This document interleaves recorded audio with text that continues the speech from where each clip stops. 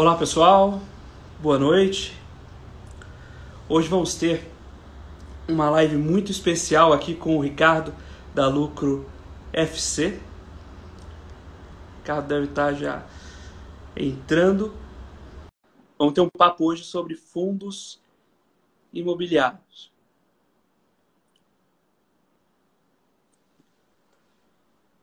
Fala Ricardo, tudo bem? Prazer imenso estar aqui com você. Opa, tudo ótimo. Eu que fico muito feliz aqui de poder falar de assunto tão importante, tão legal, né? Falar de fundos imobiliários. Sem dúvida, sem dúvida. E o assunto fica muito melhor quando conduzido por um cara brilhante como você. Para quem está acessando pelo canal da Com Dinheiro e ainda não conhece o trabalho do Ricardo, um dos principais educadores financeiros do país hoje quando se fala em conteúdo sério. E a gente sabe que é muito importante ter conteúdo sério e falar desse assunto de maneira assim, muito didática, como o Ricardo sabe fazer muito bem, mas com uma abordagem séria, com uma abordagem direita. Tudo bem? Ricardo, Legal, muito muito obrigado por obrigado. aceitar o convite. Poxa, não, eu tenho que agradecer essas palavras, né, Felipe? Obrigado por já me apresentar assim. Fico muito, muito feliz. Realmente, o trabalho de educação financeira ele é muito importante, né? Então, legal a gente aproveitar essa live aqui, que eu acho que vai ter gente que vai vir pelo perfil da Com Dinheiro, tem gente que está aqui no perfil do Lucro FC, né? Eu acho que simultaneamente todo mundo consegue assistir. Então, a gente vai aproveitar esses momentos que a gente tem aqui, inclusive, quem estiver chegando aí, pessoal, se vocês quiserem começar a mandar perguntas, né? Principalmente naquela caixinha que tem um ponto de interrogação aqui embaixo, fica até mais fácil para a gente olhar. E quem está vindo do Lucro FC também, eu até recomendo que vocês sigam aqui o perfil da Com Dinheiro, porque é uma plataforma de dados que eu uso muito para buscar informações. Então, por exemplo, a gente vai falar de fundos imobiliários hoje aqui. Ah, a gente quer saber qual fundo imobiliário paga mais, qual que está mais barato, tudo isso tem os dados, tem as métricas para a gente acompanhar, e eu faço tudo isso usando a plataforma da Com Dinheiro, que é super legal para a gente fazer isso. E vamos falar também de indicadores e métricas para você selecionar seu fundo aqui na live também, tá certo? Aliás, aproveitando a deixa do Ricardo, quem ainda não acompanha o trabalho do Ricardo, Lucro FC, aqui mesmo no Instagram, @LucroFC, é um trabalho muito bacana. Quem está conhecendo o mundo agora de investimentos, quem quer saber mais, a gente vai passar aqui um pouquinho, contar um pouco do que é um fundo imobiliário, desde o mais básico até indicadores um pouquinho mais avançados, mas não deixe de seguir @LucroFC. Então, Ricardo, eu vou puxar justamente por essa via o assunto, né? Ricardo, o que é um fundo imobiliário? Por que alguém deveria investir nessa classe de fundo?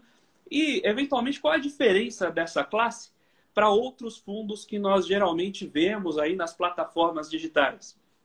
Legal, bacana. Essa parte é muito legal de falar, porque eu gosto bastante de fundos imobiliários, né? Quem me segue lá no canal do YouTube ou aqui no Instagram, o Lucro FC, vê que eu converso muito sobre fundos imobiliários. Então, basicamente, é um tipo de investimento, é um tipo de aplicação onde você está investindo no mercado imobiliário, né? Então, por isso que eu acho que também é tão difundido, as pessoas conseguem entender muito bem, porque o brasileiro gosta muito de investimento em imóveis. Só que quando a gente fala dos fundos imobiliários, é um investimento imóvel, só que potencializado. Porque imagina se você tiver uma casa e você simplesmente coloca essa casa para alugar. Você recebe o dinheiro do aluguel do inquilino. Então, isso já é muito conhecido por todos, né? Agora, quando a gente fala num fundo imobiliário, a lógica é muito similar, né? Só que aí a gente está falando de um conjunto de imóveis que é gerido por um fundo de investimentos, uma equipe de gestão, e aí também tem os seus inquilinos que pagam aluguel, e aí nós, investidores, ganhamos um pouquinho desses aluguéis em forma de dividendos. E a parte mais legal é que são dividendos mensais. Então, é um tipo de investimento muito interessante para quem gosta de renda, né? Ou seja, você compra lá um fundo imobiliário na Bolsa de Valores, vai pagar mais ou menos aí uns R$ 100, e todo mês você vai ter caindo um pouquinho de dinheiro na sua conta. Conforme você comprar mais cotas de fundos, né, mais ativos, maior é o seu patrimônio, maior é a renda que ele gera através dos dividendos. Então, basicamente, eu acho que essa já é uma introdução para a gente falar sobre os fundos imobiliários, né? Legal. E quando você pensa em comprar um imóvel, o imóvel hoje em dia custa algumas centenas de milhares de reais, se não milhões de reais, né? Para fundos imobiliários não tem isso, né? Você consegue investir num volume menor, não é isso? Sim, com certeza. Além disso, também é legal porque você fica muito mais diversificado. Porque pensa comigo, se você tiver, sei lá, 100 mil reais e você quiser comprar um imóvel para colocar ele para aluguel, é, pelo menos na cidade de São Paulo já é até difícil encontrar um imóvel de 100 mil reais. E se você encontrar, você vai ter apenas um imóvel em um endereço, em um bairro, em uma característica. Agora, se você tiver 100 reais, eu não estou falando de 100 mil reais, estou falando só de 100 reais, você já consegue lá na Bolsa de Valores comprar um fundo imobiliário e esse um fundo imobiliário tem vários imóveis dentro dele, né? Então, até de setores diferentes. Então, você pode comprar um pouquinho de um escritório, um pouquinho de um shopping, um pouquinho de um galpão logístico, espalhados pelo Brasil. Então, com pouco dinheiro, você consegue se expor ao mercado imobiliário e, digo mais, aos melhores imóveis do país, né? Então, você vai comprar um escritório na Faria Lima, um galpão logístico numa cidade aqui próxima de São Paulo, Minas Gerais. Então, você tem a possibilidade de comprar com pouco dinheiro, ter uma diversificação muito grande e digo mais também, a rentabilidade de um investimento de fundo imobiliário muitas vezes é até maior do que um imóvel físico, né? E você não tem que você mesmo administrar o imóvel, né? Agora você comentou uma coisa importante aí, cara. Você falou que você vai na bolsa comprar, então não é como quando você acessa um fundo via plataforma, você tem que ter um cadastro na corretora específica. Qualquer pessoa com acesso à bolsa pode ir lá e comprar a cota direto em pregão. Exatamente, esse daí é um ponto interessante, né? Porque talvez haja essa confusão, né? O que é um fundo de investimento imobiliário, que é o que a gente está falando hoje, né? Que também tem a sigla FII, é bem conhecido como FI, né? Então, fundo de investimento imobiliário, ele é diferente de um fundo de investimento, aquele normal que você encontra no seu banco, por exemplo. Porque um fundo de investimento ele pode ter várias e várias características. Pode ser um fundo de ações, um fundo de renda fixa, um fundo cambial, enfim, pode ter várias características aqui. Então, é algo bem diferente, onde você vai num banco e você compra, coloca seu dinheiro lá, a equipe de gestão coloca, faz o trabalho e tem rentabilidade ou não. Agora, um fundo de investimento imobiliário, ele é um ativo negociado na Bolsa de Valores. Então, ele não é um fundo que você vai bater lá no gerente do seu banco e falar, olha, quero tal fundo. Não, você tem que abrir conta, pode ser no banco, mas, na verdade, numa corretora, né, onde você acessa a Bolsa de Valores e aí você consegue comprar. Por isso que ele é tão democrático também, porque essas negociações na Bolsa de Valores acontecem todos os dias úteis, né, em horário comercial. Então, se eu comprar um fundo imobiliário hoje, se eu quiser vender ele amanhã, eu posso vender, não tem carência nenhum. Alguém vai comprar, eu estou querendo vender, alguém está querendo comprar, então faz essa negociação. Quando dá o Não tem match aquele ali, D mais 30, né? Você compra o fundo hoje, amanhã você se arrependeu, mas só vai ver a cor do dinheiro daqui 30 dias de novo. sim, sim, não. O fundo imobiliário ele tem liquidez diária, assim, você pode comprar e vender todos os dias, então ele se torna muito democrático e também por ter esse valor de face aí, digamos, de 100 reais, um pouco menos, 80, tem fundo imobiliário que custa 10 reais. Então, assim, é super democrático e é um tipo de investimento muito interessante para você diversificar um pouco e, de repente, até para tomar um gostinho de bolsa de valores, né? Porque de repente, o brasileiro está mais acostumado a investir na poupança ou mesmo em títulos de renda fixa, mas você pode colocar um pezinho na bolsa de valores de uma maneira menos arriscada se você vai nos fundos imobiliários, né? Porque o que é negociado na bolsa de valores? Olha, você pode comprar fundos imobiliários ou você pode comprar, por exemplo, ações. Ações representam empresas, então elas têm uma tendência mais volátil. Os fundos imobiliários são imóveis, né? Por mais que tenha volatilidade ali, varia o preço, eles são mais estáveis. Não muda tanto, não vai chegar a zero, de repente. Não tem como um imóvel falir, né? Uma empresa pode falir, um imóvel não tem como, né? Agora, você comentou sobre imóveis falir. Existem tipos diferentes de fundos imobiliários, não é isso? Então tem os fundos de papéis, tem os fundos que de fato investem em imóveis. Né? Você vai lá e vê o escritório que você é dono. Aí depois você deixa lá seu nome no tijolinho, né? Agora, existem diferenças, não é isso? Você pode comentar um pouquinho para a gente sobre os tipos diferentes de fundos imobiliários? Claro, claro. Isso daí é muito interessante, né? Porque eu acho que esse primeiro passo aí do investidor, da investidora, é isso, olha, decidi investir no mercado imobiliário, em fundos imobiliários. E agora, né? O que que eu faço? Bom, ok, você já determinou um dinheiro que você vai mandar para lá. Agora a gente vai entender esses tipos diferentes de imóveis, né? E de fundos. Então, por exemplo, o jeito mais fácil de entender é como você mesmo disse, que são os fundos de tijolos, né? Porque esse sim é um imóvel físico. Então, para dar um exemplo aqui, a gente vai ter um fundo imobiliário de lajes corporativas. O que que é isso? Escritórios.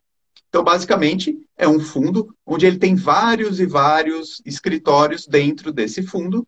E aí, se eu, pessoa física, quiser comprar uma cota desse fundo, aí eu vou ganhar com o aluguel desses, que esses inquilinos pagam por causa desses imóveis para o fundo. E o fundo reparte isso aqui com os cotistas conosco. Então, cada um ganha um pouquinho desse aluguel aí, desses dividendos todos os meses.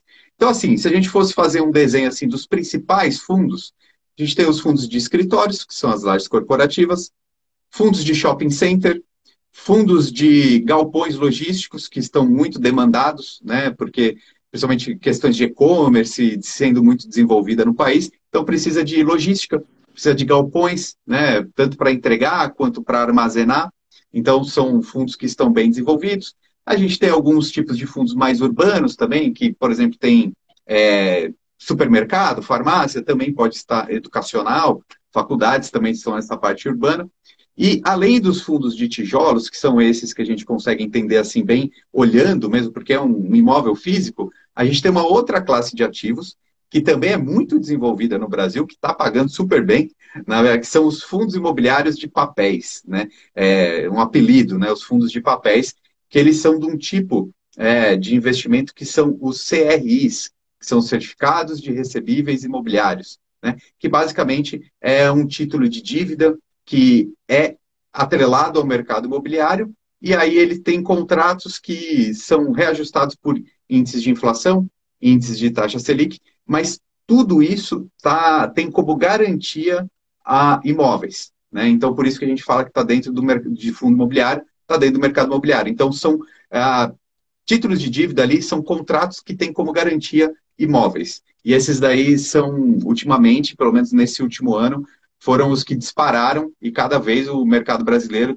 o investidor brasileiro também, está se acostumando mais com esses fundos de CRIs, os fundos de papéis, e já está meio que dominando o mercado também, né? Então, são duas classes bem que se completam ali, os fundos de tijolos e os fundos de papéis. E justamente falando sobre reajuste de contrato, eu fui pensando, poxa, a gente está num cenário bastante desafiador da economia, quando a gente pensa que tem um cenário de inflação crescente e de juros reais também crescentes. Aí o investidor pode pensar, puxa, mas será que faz sentido ir para um fundo imobiliário? Será que eu não posso perder para a inflação lá, mesmo um fundo de papéis? Mas como você bem colocou, como os contratos são já protegidos da inflação, né? Você pode comentar um pouquinho disso para a gente também, Ricardo? Olha, eu particularmente acho que os fundos imobiliários são um instrumento muito bom para você corrigir o seu poder de compra, né? Ou seja, ganhar mais do que a inflação. Justamente por causa disso. Se a gente pensar que tudo que está dentro de um fundo imobiliário é um contrato que é feito entre um inquilino uh, e um proprietário, digamos assim, esses contratos têm reajustes. É que às vezes esse reajuste pode ser anual, às vezes pode demorar um pouquinho mais, mas é uma classe que por si só ela já tem um potencial de correção da inflação. Então acho que é super interessante. Agora, qual que seria um problema num cenário ruim? O problema é se esse imóvel ele não tiver um inquilino, né? Se ele ficar vago, né? Isso é um grande problema, porque aí não entra o dividendo mensal, né? Que é a mesma coisa se você tivesse uma casa para alugar e tivesse vazia, poxa, você não ia estar ganhando, né? Então, acho que é um tipo de investimento muito interessante e quando a gente fala de cenário econômico e etc., a gente tem que entender que sempre o que vai dominar é a diversificação dos investimentos. Então, assim, ter uma fatia do seu dinheiro atrelada ao mercado imobiliário faz muito sentido. Você vai definir, sei lá, 15% do seu dinheiro é 20%, 30% do seu patrimônio, aí você define. Mas é, dentro de todos os cenários existem as oportunidades. Tanto que se a gente for olhar agora, mesmo final de 2021, os fundos imobiliários estão muito baratos. Né? Isso daí a gente consegue até ver dentro da plataforma da Com Dinheiro. A gente puxa ali algumas métricas e a gente vê que quem está comprando fundo imobiliário hoje tá comprando uma máquina de fazer dinheiro no longo prazo e pagando pouco. Agora você vai ter que revelar aí o seu segredo, Ricardo. O que, que você olha de métrica, que indicadores você olha? Mas fica tranquilo, só tem a gente aqui, isso não vai para lugar nenhum, né? Ninguém tá vendo. Conta pra gente quando você vai escolher o seu fundo imobiliário. Que tipo de métrica, quais métricas você olha, quais indicadores você olha? Revela aí o seu segredo para quem está assistindo a live. Não, vamos nessa, vamos embora. Eu acho que é super legal. Eu acho que o público já está cada vez mais acostumado com os fundos imobiliários e vem buscar também esses pontos, né? Esses dados, essas métricas, comparativo. Eu vejo muita gente fazendo comparativo de um fundo imobiliário ou outro. Então é legal. Vamos falar sobre isso sim, inclusive. Mais uma vez, falar para o pessoal que está chegando aí assistindo a live agora. Deixa o seu like aí, pode colocar pergunta também. Se a gente tiver um tempinho aqui hoje, a gente responde as perguntas e sigam os nossos perfis, né? Tanto da Com Dinheiro quanto o do Lucro FC. Mas Com beleza, dinheiro underline e lucro FC, não é isso? é isso, fechado. Então, vai deixando pergunta aí também que a gente está aqui para responder. Mas vamos lá, então, falando dos fundos imobiliários, né? O que a gente tem que olhar para investir? Vamos pensar então nessas métricas, né? Que é um bom comparativo para a gente ver dos fundos imobiliários. Eu acho que o primeiro que é legal a gente olhar e comentar aqui hoje também é esse que mostra se um fundo imobiliário está barato ou caro, que é um que se chama P sobre VPA, que seria preço sobre valor patrimonial. Esse daí já esclarece muito as coisas, porque pensa aqui comigo, um imóvel ou uma cesta de imóveis tem um valor, certo? Então, digamos que uma consultoria vai lá e determina, olha, esse prédio aqui ele vale tantos milhões. Enfim, ele tem um valor. Igual a minha casa ou a sua casa, ela tem um valor, né? Então, esse é o valor patrimonial desse imóvel ou desse conjunto de imóveis. Agora, qual que é o preço dele? O preço é o quanto está a cota lá na Bolsa de Valores. Então pensa comigo, esse imóvel vale tanto. E quanto que ele está sendo negociado na Bolsa? Se esse preço estiver abaixo do valor patrimonial, quer dizer que você está pagando barato. Então você está comprando algo que vale mais por um preço menor. Eu costumo até fazer um exemplo se fosse um carro, né? Por exemplo, poxa, se eu tiver um carro que eu amo o meu carro e, sei lá, ele vale 100 mil reais. Se alguém chegar aqui e me oferecer 150 mil reais, eu vou vender. Por mais que eu ame aquele carro, eu prefiro vender. A mesma coisa é o contrário, né? Se eu chegar em alguém que está vendendo desesperadamente seu carro por 50 mil reais, mas ele vale 100 mil, poxa, estou comprando na pechincha, né? Estou comprando uma barganha. E isso a gente consegue ver nos fundos imobiliários por causa dessa métrica que se chama preço sobre valor patrimonial. Então, se o valor patrimonial está mais alto, essa cotação aqui no mundo físico, e o preço lá na Bolsa de Valores está abaixo disso, a gente está comprando barato. E a boa notícia é que o mercado de fundos imobiliários, nesse momento aqui, a maioria, sei lá, acho que 80% dos fundos estão sendo negociados abaixo do seu valor patrimonial ou então no preço justo, ali, né, o 0 a 0. Que também é legal, porque você está comprando um imóvel por um preço justo. Então, eu acho que essa é a primeira métrica que a gente pode conversar aqui hoje. O preço sobre o valor patrimonial que a gente consegue dentro do site da Conde, muito importante para pensar em comprar agora. Perfeito. E quando você fala, né, que o preço do imóvel, né, ele é avaliado lá por uma auditoria, isso é feito de tempos em tempos. Então, se o preço do imóvel está aumentando em relação ao preço do ano passado já está descontado, então pode ter uma pechincha boa aí, né? Mas Nossa, tem muito. também o. Mas tem um outro. A gente está aqui para fazer perguntas duras, então vou tomar aqui a liberdade, mas também tem o fundo que está lá comprado em escritório corporativo. E agora, com a Uhum. pandemia, muitas empresas entregaram as suas lajes. Então, tem Uhum. também esse ponto de risco, não é mesmo, Ricardo? Ótimo ponto, porque assim, quando a gente fala que o preço está barato, às vezes o preço está barato até demais, né? A gente vê alguns fundos de lajes corporativas sendo negociados quase a metade do seu valor patrimonial, porque o mercado ele vive de expectativa, né? Como você bem falou, que os escritórios estão num momento aí de crise, digamos assim, porque não se sabe o que vai acontecer, se o home office veio para ficar, se vai ser um movimento híbrido, mas a gente sabe que nesse um ano e meio, mais ou menos, os escritórios sofreram muito, né? Os fundos imobiliários de lajes de escritórios, justamente por causa dessa incerteza e muitas empresas devolvendo. Então, o mercado ele vive de expectativa.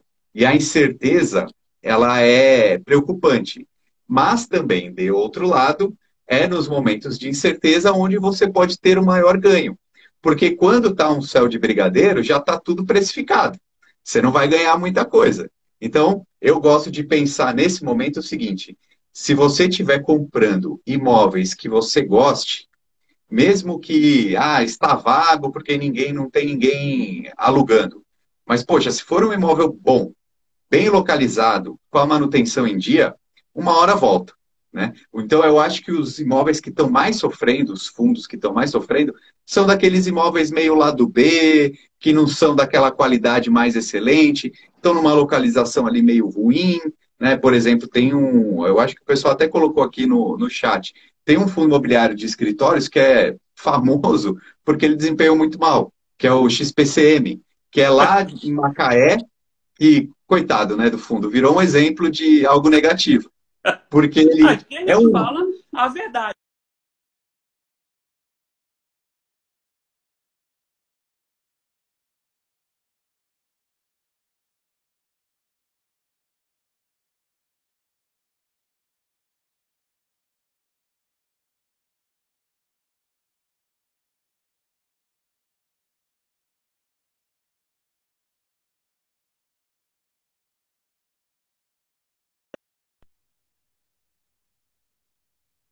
Né, por causa disso.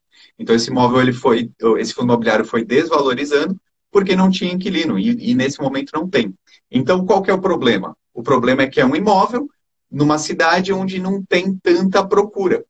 Então, volto a esse ponto. Então, talvez mais difícil de identificar do que as métricas, como, por exemplo, a primeira que eu falei, identificar se o imóvel é bom ou não, se é uma localização boa ou não. Né? Como a gente falou aqui, poxa, escritório na Faria Lima. Cara, sempre vai ser demandado, vai continuar sendo demandado, né? Porque a localização é boa. Ah, mas se o imóvel for ruim, não tiver manutenção, aí não vale a pena, né? Então, tem que também sempre olhar qual é o imóvel. Agora, aproveitando aí seu case, eu vou entrar em outro tema polêmico aqui. E fundo de agência bancária? O que você tem a dizer sobre fundo de agência bancária, Ricardo? Boa, legal, bom falar sobre isso também. É mais um tipo de fundo de tijolo, que eu acho que ele era até mais conhecido algum tempo atrás. Acho que hoje o mercado de fundos imobiliários já está muito mais maduro, então a gente tem várias opções interessantes de segmentos diferentes, mas os fundos de agências bancárias foram um dos primeiros também a surgirem no mundo dos fundos imobiliários. Então, basicamente, é um banco, digamos assim, ele não quer ser dono de todos os imóveis, mas ele quer alugar essas agências, né? Então, quem é dono do imóvel? O fundo imobiliário. Quem paga o aluguel? O banco. Então, por exemplo, tem um muito famoso que são só agências do Banco do Brasil, BB espalhados pelo. Progressivo 2, maior É isso. IPO de um ETF na Bolsa. Mais de 2 Olha que legal. bilhões captados na primeira emissão, né? É o BBPO 11. Então, por Exato. causa disso, ele tem agências bancárias espalhadas no Brasil inteiro, do Banco do Brasil. Então, assim, é uma certeza de pagamento desse inquilino, porque uma agência bancária não quer ficar mudando, né? Uma vez que montou sua agência, ela fica lá. Né? Só que qual que é o problema desse tipo de agência, esse tipo de fundo imobiliário? Uma certa tendência das coisas serem mais digitais e um custo de ter uma agência física é muito alto. Então, é possível, é provável, já alguns bancos estão fazendo isso, diminuindo a quantidade de agências. né? E aí o que que acontece com o fundo imobiliário? Ih, perdi o inquilino. O que que eu faço? Ou eu vou vender esse imóvel, ou vou ter que arrumar outra pessoa para pagar, né? Para comprar, para pagar esse aluguel. Então, particularmente, vendo uma tendência futura, não é um tipo de investimento que eu gosto. Né? Eu Quem acho que mais a vai gente. alugar a agência do Banco do Brasil que não o Banco do Brasil, hein, Ricardo? Exatamente, exatamente. Imagina se o Banco do Brasil começa a entrar nessa onda de digitalização e diminui a quantidade de agências. Então, assim, é um fundo que também sofrendo muito por causa disso, né? E mais uma vez, já aproveita e deixa aqui o adendo da diversificação, né? Como você falou, o maior IPO, um monte de investidores aqui no Brasil. Cara, quem colocou todo o dinheiro nesse imóvel, agora não está sorrindo, né? Então, por Sem isso que é bom dúvida. diversificar. Esse, não, de fato, não está sorrindo. Mas, Ricardo, e agora sobre, de fato, o pagamento dos aluguéis, né? Você comentou que uma das grandes vantagens do FI é para quem quer renda, né? Então, você está lá perto de se aposentar, está pensando num fluxo de longo prazo, receber seu dividendo todo mês. O fundo imobiliário tem essa vantagem, muitos deles pagam os rendimentos mensalmente. Mas uma outra coisa que seria legal compartilhar aqui com a galera é justamente que não só o dividendo é mensal, mas o dividendo, na verdade, tecnicamente seria o rental yield, né? O primo próximo do dividend yield. Ele é isento de IR, não é isso para esses fundos negociados em bolsa, não é verdade?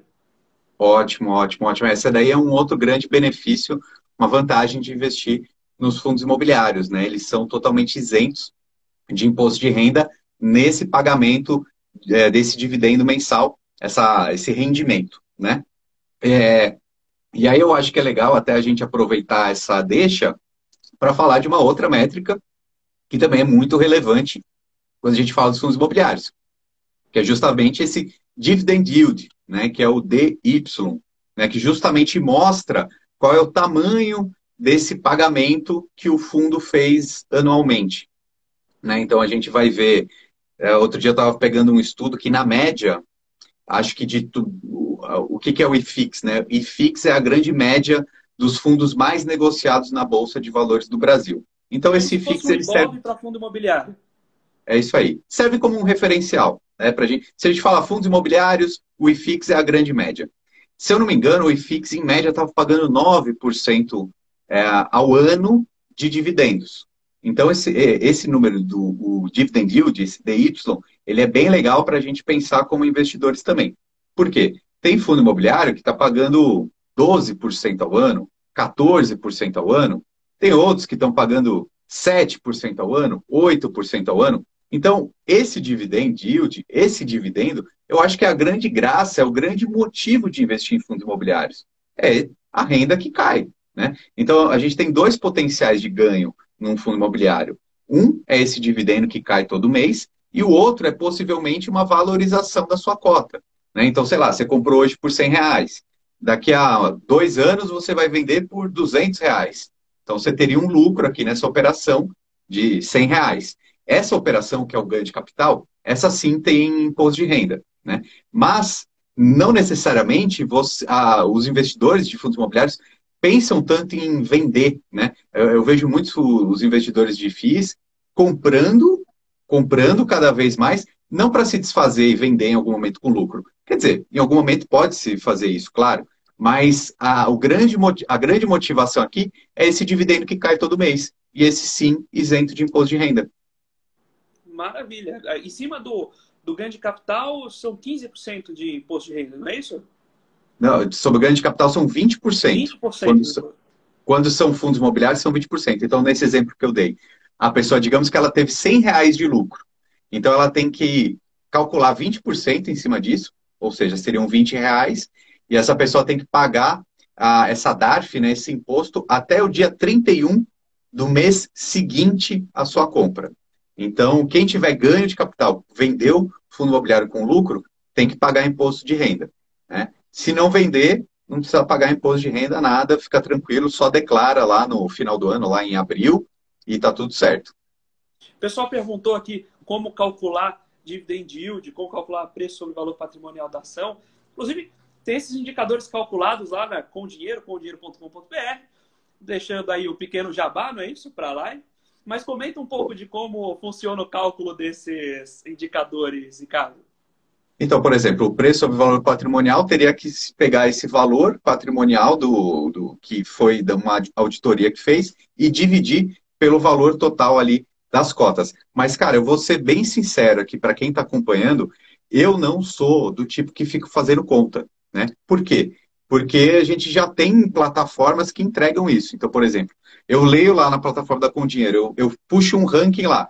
Eu coloco preço ou valor patrimonial, eles me mostram do menor para o maior. Então, eu já tenho esse dado pronto. A partir desse dado é que eu faço uma análise do tipo, olha, vou comprar esse fundo imobiliário, ou não vou comprar. Esse imóvel é bom, está barato, está caro. E outra coisa também, a gente pode olhar analistas também comentam sobre isso. Eu acho que é legal, até quando a gente fala com um grande público, que não precisa ser muito matemático, fazer muita conta para investidor, não. Né? Eu acho que saber que uma métrica como preço sobre valor patrimonial é interessante, depois você pega essa métrica pronta. Né? Dividend yield é importante? É, mas você não precisa calcular. Até porque é muito difícil você buscar essas informações. Eu prefiro já pegar tudo mastigado. E vai lá na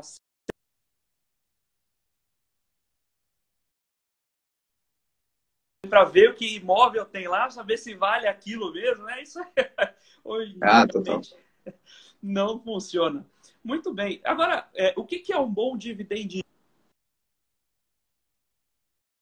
O que você enxerga aí que tem hoje no mercado seria um bom corte? O Felipe cortou só um pouquinho aqui, eu não peguei a pergunta direito. Ah, sim. O que é um bom dividend yield? Você está falando de... Você comentou Tá. que o IFIX está na casa de 9% ao ano. 9% é bom, 10%, 7% Aham, já dá para ficar feliz. O que é um aham. bom dividend yield para você? Eu acho que vai por aí. Eu acho que a gente tem que pegar uma média, né? Se a gente tem uma média ali de 9, ficar na média eu acho que já é interessante. Agora, a gente tem que se preocupar, porque não é só o dividendo, né? Porque se a gente olhar só o dividendo, tem fundo que está pagando, sei lá, 15, 16% ao ano. Só que qual é o risco desse fundo? Né? A gente tem que entender que sempre, quando a rentabilidade for maior, algum risco tem ali dentro. Provavelmente é alguma garantia que não é tão sólida, né? Provavelmente alguma instituição que não conseguiu pegar um bom preço no mercado, então tem que ofertar um prêmio maior, então tem um certo risco maior. Assim como a gente pode ver fundos pagando 7 ou 8%, mas uma qualidade dos imóveis muito grande. Né? Então eu acho que vale a pena ter um pouquinho dessa diversificação também. Né? Não, eu não faria essa marca de corte, só 9 para cima. Porque, de repente, tem fundo de logística, fundo de escritório hoje, que está pagando um pouquinho menos, mas a qualidade dos imóveis é excelente. E aí vale até uma dica para quem está entrando agora e não viu a discussão lá sobre inflação, que às vezes o investidor olha que a Selic está 9,5, o fundo tem um yield de 9, então ele acha que está perdendo. Não, lembrem-se que os contratos vão ser reajustados. Então o yield, no longo prazo, tende a ficar mais ou menos constante. Lógico, num período de inflação mais alta, você perde o yield, digamos, intraano.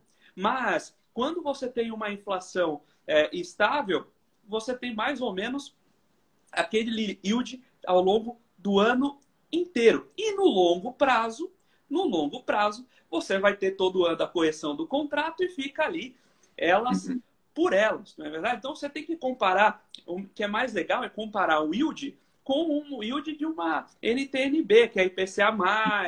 Não dá para comparar o yield de um fundo imobiliário com a Selic. Sem contar que esse yield ainda é isento de IR, como o Ricardo bem colocou aqui. Esse ponto ele é muito importante, assim, até porque nesse momento eu vejo muita gente falando dos fundos de papéis, né? Só que o que acontece? Os fundos de papéis, eles corrigem a inflação, assim, em tempo real, né? O que os fundos de tijolo, às vezes, demoram. Então, está todo mundo olhando para os fundos de papéis, porque eles estão pagando bem. É porque já tem o reajuste de inflação ali praticamente automático, né? É uma característica desse fundo. Agora, um fundo de tijolo, de repente, só vai conseguir entregar o reajuste no próximo ano, numa correção de contrato. né? Então, às vezes precisa ter calma, porque tem esse potencial de correção da inflação? Tem, mas às vezes não é assim automático de um dia para o outro, né? Por isso que tem que ter esse pensamento também de longo prazo, né? E aí vem aquela velha máxima, né? O mercado financeiro transmite dinheiro dos menos pacientes para os mais pacientes.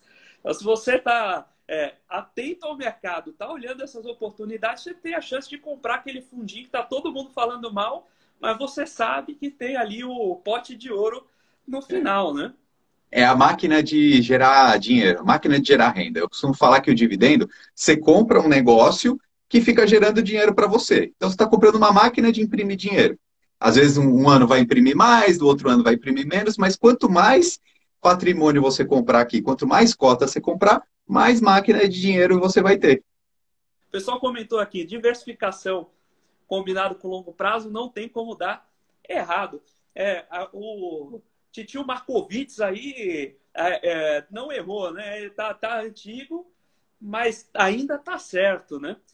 Naturalmente aqui com uma linguagem bastante mais acessível, mas para quem é professor de finanças e estiver assistindo aí, ainda vai lembrar da gloriosa diversificação de Markowitz, que no fim das contas é o caminho que tem que seguir, né? Não adianta tentar acertar o olho da mosca sempre, né? Ah, sem dúvida. E aí a gente pode aliar tanto proteção quanto segurança, né? Mas aí a gente tem que fazer mais uma ressalva aqui, porque a gente fala muito, eu falo muito de diversificação, aí às vezes eu encontro algumas pessoas que estão assim, 30, 40 ativos diferentes na carteira. Aí o cara até se perde, né? Porque ele quer comprar um pouquinho de tudo. Então, a diversificação não é a pulverização também, né? Eu costumo até falar, a gente está comentando de fundos imobiliários, o pessoal está começando, eu costumo falar assim, cara, começa com uns 4, 5, já tá bom, porque aí você vai conhecendo um pouquinho mais sobre esse fundo, para não sair comprando tudo também e não sabe o que está comprando. Se você comprar, sei lá, do dia para a noite 20 fundos imobiliários, você não vai nem conseguir acompanhar. Você não vai saber o preço sobre o valor patrimonial dele, você não vai saber o dividendo, você não vai saber o fato relevante. Então, pode começar com pouco, não tem problema. Mas vai acompanhando sempre. Fantástico. É isso aí, pessoal. Diversificar não é 50 fundos imobiliários. É 10, no máximo, mesmo quando você já tiver em cruzeiro, é 10, 13 fundos. Não vai buscar 70, que você nunca vai acompanhar 70 fundos imobiliários. E eu não sei se vai ter 70 fundos imobiliários bons também, né? Tem esse fator. Diversificar não é apostar sabendo que vai dar errado, não é isso? Pessoal, bacana que vocês mandaram já aqui algumas perguntas. Mandem mais perguntas. Deixa eu puxar algumas aqui pro Ricardo ajudar a responder. Então, a Giana Souza mandou aqui. Pode falar dos riscos de default dos FIs de CRI, multipropriedade na marcação a mercado por renegociação? Olha, isso aqui é uma pergunta interessantíssima. Quer comentar, Ricardo? Vamos comentar. Essa pergunta complexa, né? Eu acho que é muito técnica, então vamos tentar trazer para um mundo mais plausível para todo mundo, né? O que acontece? Como eu falei, esses fundos de CRIs, que são aqueles fundos de papéis, eles têm o risco das garantias, né? Dessas operações. Então, por exemplo, multipropriedade, como ela colocou como exemplo. A gente pode falar como se fosse um resort, por exemplo, como se fosse, sei lá, uma casa de campo, onde tem vários imóveis ali dentro e várias pessoas que vão comprando. Então, é multipropriedade, né? E aí você começa a ter o risco, o quê? Das pessoas não pagarem, e aí você fala, poxa, mas quem que vai garantir isso? De repente vai ser a construtora, então você tem as garantias desse negócio. E mais uma vez, é como eu falei, algumas garantias dessa são melhores que as outras, né? Então, se você tiver um fundo imobiliário que está pagando muito dividendo, provavelmente ele tem garantias menos sólidas. E o que pode ser isso? Como o próprio exemplo que a gente colocou aqui, um default, um possível calote, né? Se tiver um possível calote, quer dizer que a gente vai ganhar menos, né? Ou não vai ganhar durante algum tempo, vai ter que ser judicializado o negócio.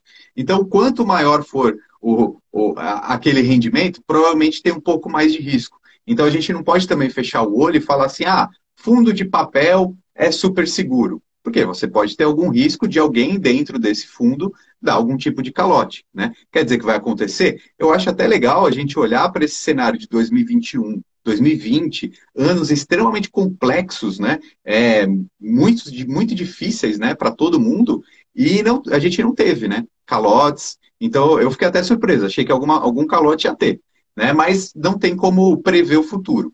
Então, eu acho que fica aqui essa ressalva. Se de repente você está olhando só para o dividendo, está pagando 14, 15, 16% ao ano, saiba que tem um risco embutido aí.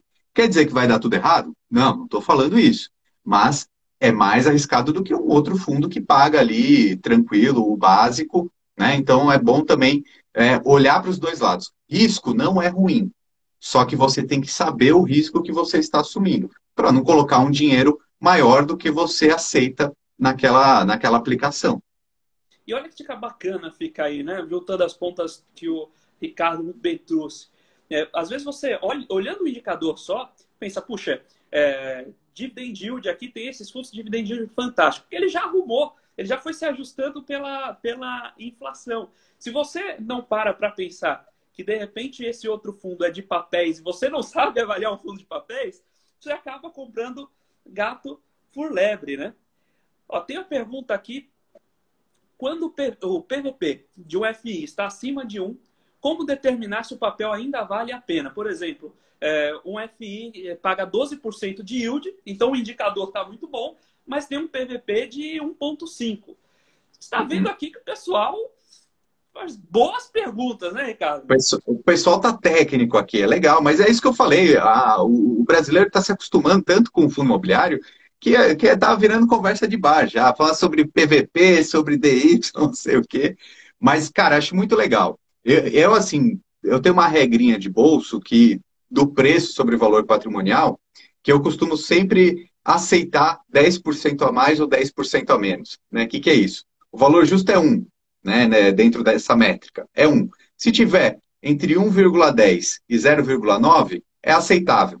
Né? É variação de mercado. E isso acontece sempre.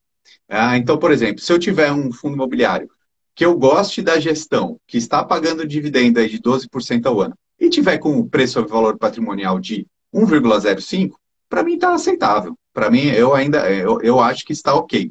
Só que, por exemplo, se tivesse 0,95, eu ia gostar muito mais, porque aí eu estaria comprando muito mais barato, né? Então, mais uma vez, a gente não vai olhar só um indicador, também a gente não vai olhar dois, a gente tem que olhar tudo, né? Tanto os indicadores quanto a gestão do fundo, os imóveis, as garantias, enfim. Mas eu acho que dentro dessa regrinha de bolso aí de 0,9 a 1,1, dá para aceitar tranquilo. Eu vou até tomar a liberdade de complementar aqui também, Ricardo, que, de novo, quando você tem um ano de inflação mais pesada, lembrando que o valor patrimonial a gente calcula periodicamente via auditoria, dentro de um ano, aquele imóvel pode já ter, de fato, aumentado o seu valor de mercado. Então, quando a gente enxerga o preço sobre valor patrimonial olhando no retrovisor, a gente acaba tendo um deslocamento, mas não quer dizer que, de fato, ele ficou muito, muito mais caro. E tem uma pergunta aqui que te dá vazão para vários debates, que os FIs valem mais a pena que ações. Aí tem uma questão de risco por trás também, né, Ricardo? Comenta aí para a gente. Não, eu tô louco para ver se a gente consegue algum estudo assim que mostre esse embate, assim, sei lá, 10 anos. Podia fazer algum estudo aí. Em 10 anos, quem lucrou mais? Isso é uma provocação, Ricardo? Isso é uma provocação? Vamos ter que Isso é uma ideia. Vamos atrás desse levantamento. Pode deixar. Cara, O pessoal da ia ser muito legal. Vamos levantar essa informação para o Ricardo. Então, a gente coloca, sei lá, alguma premissa assim, sei lá, as 10 ações mais pagadoras de dividendo versus os 10 fundos imobiliários nos últimos 5 anos. Quem ganhou? Eu não sei, eu queria saber. Mas, como você bem disse, né, são características diferentes também, né? Quando a gente fala de ações, são empresas. Fundos imobiliários são imóveis. Empresas são mais voláteis. Por quê? Ela pode multiplicar de tamanho de um ano para o outro, pode descobrir uma inovação maluca e ganhar todo o mercado e de repente valer 5 vezes mais, ou pode fazer alguma coisa muito errada e de repente falir, né? Então uma empresa ela é muito mais volátil e aí volátil mais risco, né? E do outro lado um imóvel ele é mais estável, porque assim, você não consegue imaginar que um imóvel, mesmo ele sendo muito bom, sendo excelente, sei lá, no ano que vem vai valer o dobro. Cara, não vai, né? Porque o imóvel ele cresce, mas cresce um pouquinho, né? De repente ele vai estar mais demandado, aconteceu alguma coisa boa, mas também não vai perder metade do valor de um dia para o outro, de um ano para o outro. Então, quando a gente fala dos fundos imobiliários, eles são muito mais estáveis. Então, assim, eu como investidor, o que eu olho para os fundos imobiliários? Eu olho muito mais esse rendimento mensal. É o que eu gosto bastante, acho mais seguro do que as ações. Então, quando a gente olha as ações, mesmo as boas pagadoras de dividendos, para mim, tem um fator aqui de crescimento também. Então, por mais que pague dividendo, eu gosto de ter essas empresas porque são sólidas, são líderes de mercado, então eu acredito que elas têm mais potencial de valorização. Tá? Então, eu coloco um pouco em caixinhas diferentes. Muito legal, muito legal. Estou vendo aqui o pessoal entrando na live. Muito obrigado pela participação de todo mundo. Olha o Felipe Pontes ali. Um abraço, Felipe. E agora tem uma pergunta aqui, mais uma pergunta dura aqui, Ricardo. Uma pergunta dura aqui. Qual a sua percepção para os FIs de laje corporativa? Você já falou um pouquinho sobre as oportunidades de comprar um bom imóvel no momento que ele está descontado. Agora, ninguém está se comprometendo aqui. Você entendeu? Não é recomendação de compra. Claro. Mas, fala aí, Ricardo, o que você acha que vai acontecer com esses FIs de laje ano que vem? O pessoal gostou do home office, vai ficar em casa? Ou você acha que ano que vem a gente já consegue buscar novos inquilinos?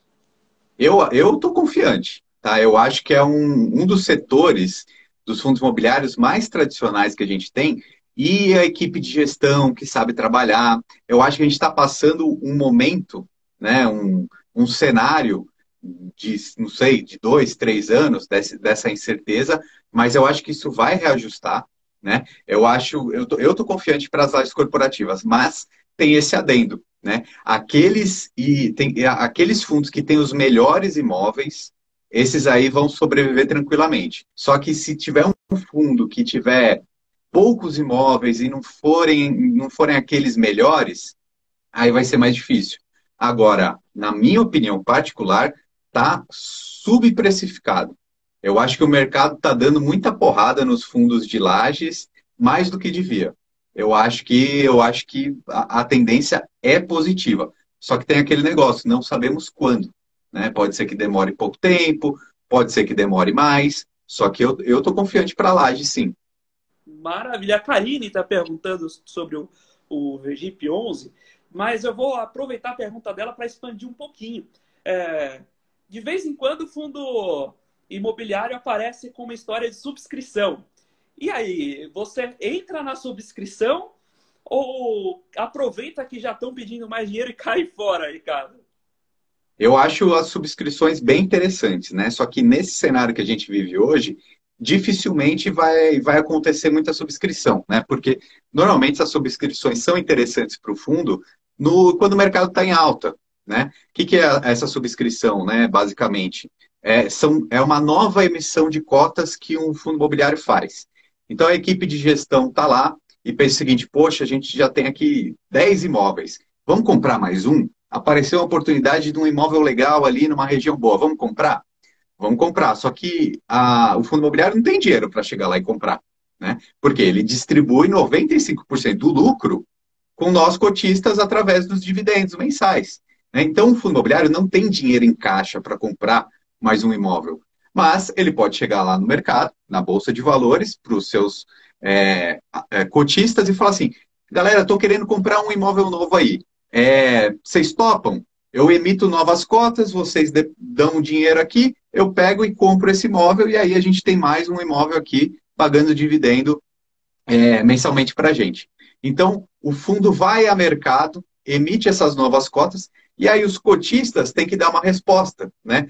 Não, ó, gosto, confio na gestão aí, vamos lá, compra mais um. Beleza. Que é esse cotista, então, ele aderir essa subscrição, né? Se ele não fizer essa adesão, ele acaba sendo diluído, digamos assim, né? Porque ele fica com a participação um pouco menor dentro daquele fundo. Então, eu particularmente gosto muito de subscrições, porque normalmente é uma oportunidade de comprar mais barato, né? Porque essa equipe de gestão, para conseguir fazer essa captação, ela tem que colocar o preço um pouquinho mais barato do que está no mercado, né? Porque senão todo mundo compraria no mercado mesmo na bolsa, ninguém subscreveria. Então a subscrição normalmente vem com um precinho abaixo, né? Então normalmente eu gosto de subscrições, sim, por quê? Se já é um fundo que eu gosto, estou comprado para longo prazo, se eu tiver uma oportunidade de comprar mais barato, eu gosto, né? Só que fica aqui esse adendo, essa ressalva, que tem que se saber qual é o motivo dessa nova emissão, né? Qual é esse novo imóvel que a gestão vai comprar, né? Qual que é o objetivo do gestor com essa nova captação, né? E aí você tem que concordar ou não. Em alguns momentos, eu posso não concordar e não subscrever, né? Mas se for um imóvel que eu gosto, a tendência é que eu faça essa adesão. Fazendo o paralelo aí, é como se fosse um pequeno re-IPO. Então, tem muito de olhar e ver se o projeto que gera aquela subscrição é bom.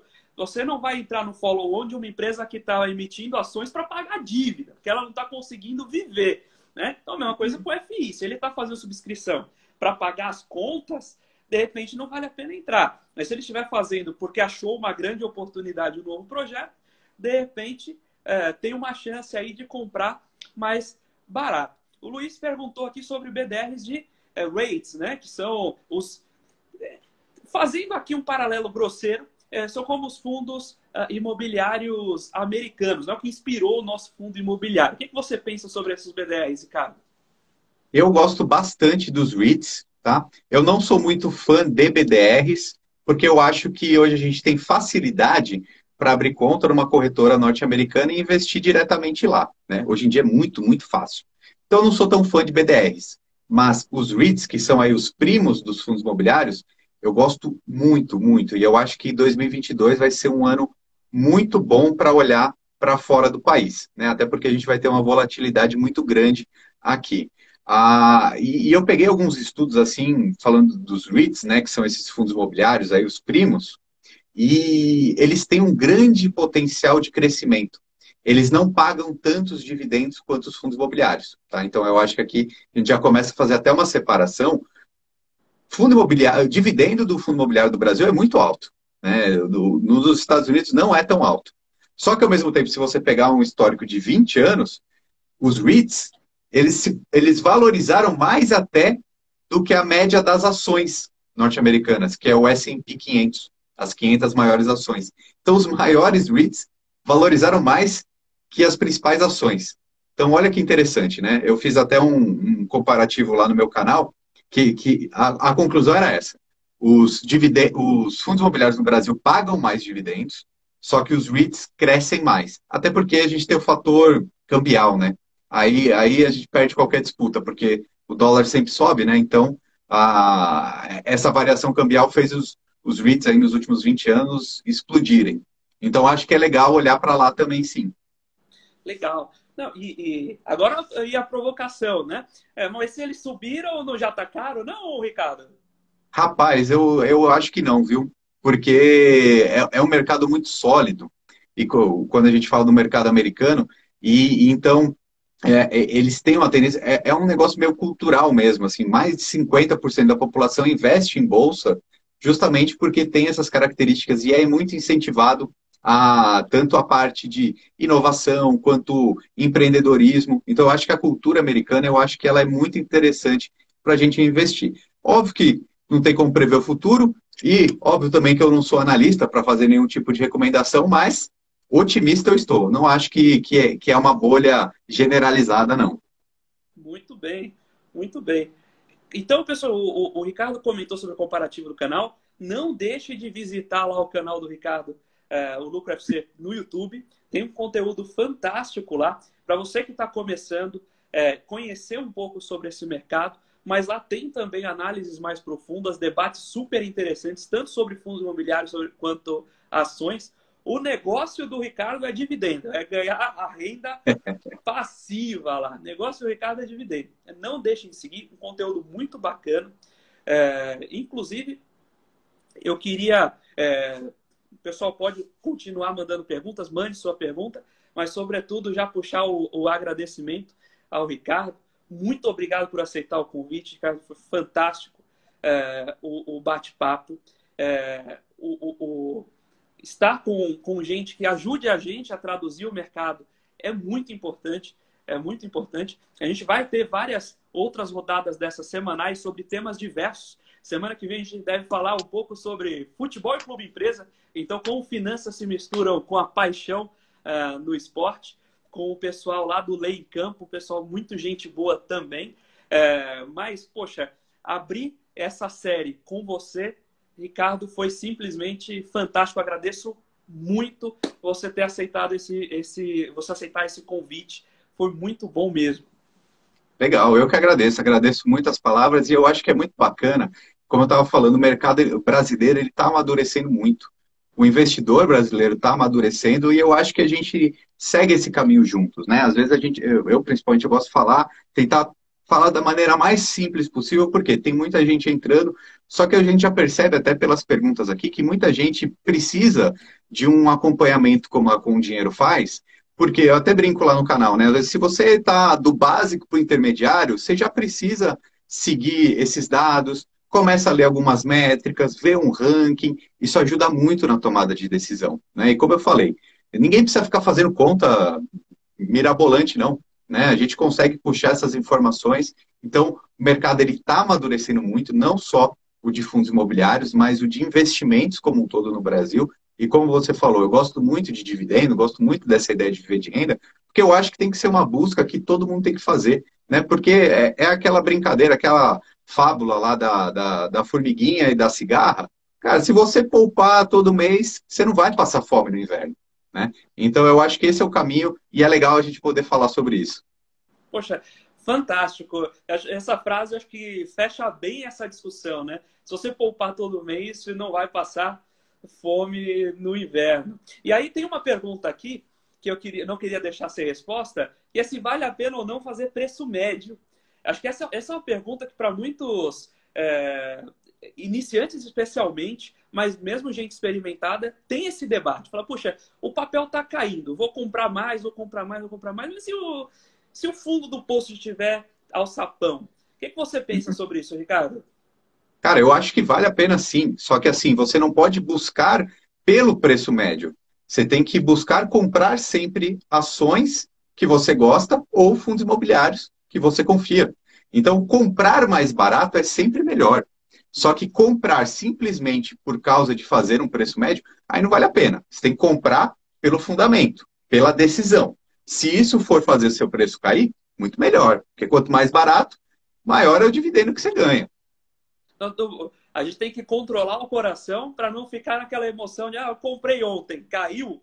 Isso não necessariamente é ruim. Significa que amanhã, se você quiser comprar mais, vai estar mais barato, né? É E como você falou, Fiagro, nunca dá para acertar o pontinho certo a lá, mosca. mosquinha. Não, não acerta, não tem como. E Fiagro, a gente tem um mercado de terras agrícolas gigantesco, mas não tinha acesso para investidor, né? O que você acha dessa nova iniciativa? Cara, eu acho uma novidade muito interessante. Eu ainda não me aprofundei, mas eu acho que é algo que vai pegar bastante, porque o setor agro, né, ele move o Brasil há muitos e muitos anos. Então, é bem legal a gente começar a ver isso também dentro dos fundos imobiliários, né? Então, mais um setor importantíssimo da nossa economia, que esse mercado maduro, que é o dos fundos imobiliários, vai começar a entrar. Acho que vai ter muita coisa boa, mas ainda não acompanhei particularmente para dar opiniões mais firmes. Só que eu acho que vai pegar muito bem isso.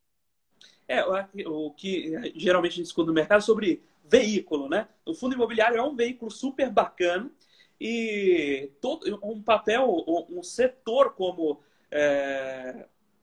o da agricultura, que está forte no Brasil, tendo um bom caminho, um bom veículo para ser acessado, realmente é uma oportunidade para ser observado. E quem sabe a gente não marca mais adiante uma nova live só para falar de Fiagro, não é verdade? Não, eu acho que tem tudo para dar certo, né? A gente só precisa ver, porque alguns fundos imobiliários já foram para esse lado agro e tiveram muitas dificuldades. Eu lembro que tem fundo imobiliário que comprava, sabe aqueles silos de armazenamento?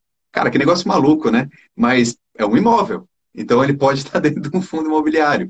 E só que como é um negócio novo, precisa ainda pegar uma cadência, todo mundo se regularizar.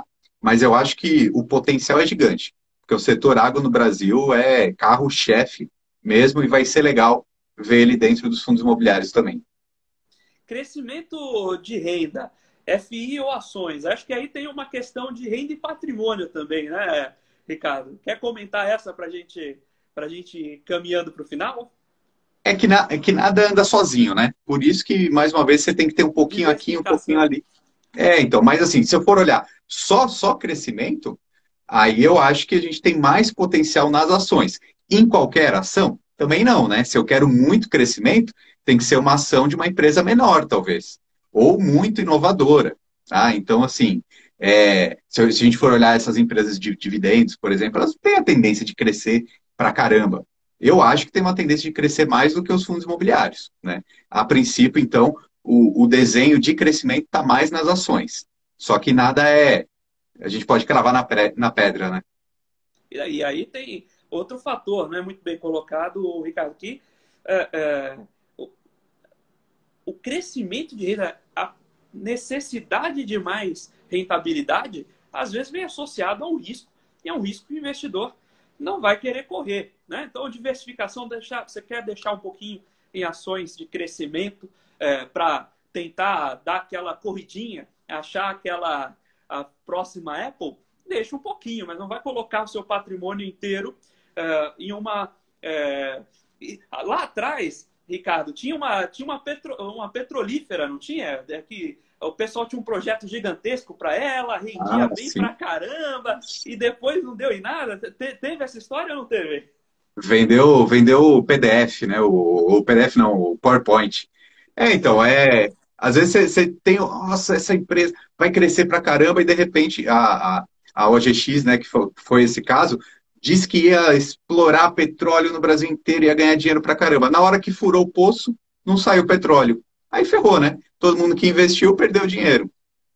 Exatamente. A OGX valia um terço do que hoje vale a Petrobras sem nunca ter tirado uma gota de petróleo. Sim. Teve um pouquinho de falta de sorte lá também, mas o ponto é que a gente não pode deixar todos os ovos numa cesta só, não é verdade? E aí vale até esse comparativo. Será que as empresas que pagam aí bons dividendos no Brasil performam melhor ou pior do que a média do mercado, do que o Ibovespa? Né? Estudos globalmente mostram que as empresas de crescimento performam melhor, mas acho que valeria a pena a gente voltar lá para o seu canal um novo levantamento para ver se aqui no Brasil isso também funciona ou se as pagadoras de dividendo performaram melhor. Eu acho que pode sim, e eu já tenho até um spoiler aqui. Se você puxar datas diferentes, a conclusão muda. Se você puxar mais tempo, provavelmente os dividendos ganham. Se você puxar menos tempo, provavelmente o crescimento. Olha que doido, né? Olha que bacana. Mas aí já tem todo um papo para outro encontro, né? Poxa, Ricardo, eu vou caminhando então para o encerramento. Pessoal, você que acompanhou a gente aqui desde o começo, muito obrigado pela participação, excelentes perguntas, tivemos aqui um público muito qualificado. Aguarde, nós teremos aí novos materiais semanais com grandes especialistas em setores diferentes, trazendo coisas curiosas, trazendo mais de mercado financeiro e fazendo essas pontes sobre gestão, negócios, finanças e o mundo real.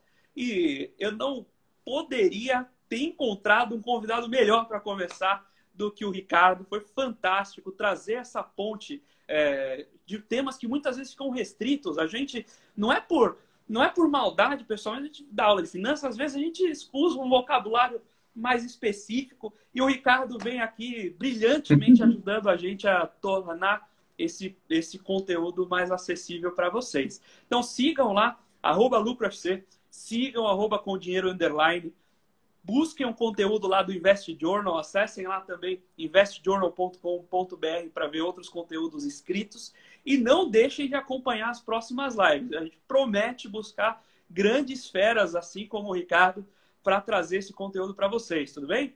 Ricardo, fique à vontade para fazer a sua despedida.